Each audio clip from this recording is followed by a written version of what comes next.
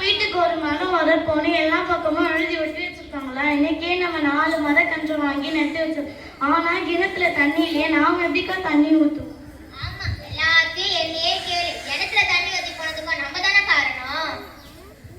தண்ணி வத்தி போய் கிடைக்கிய எல்லாரும் எங்களே சொல்றாங்களே, ஏங்கா?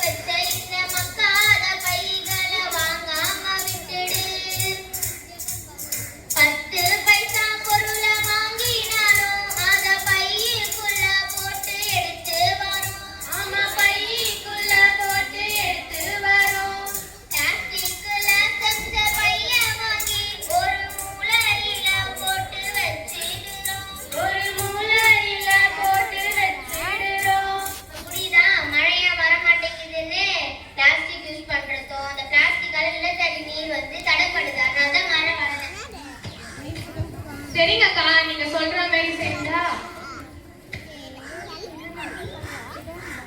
இத்தனோண்டு பைய தானே நிலத்தடியில போய் என்னக்கா பண்ணுது?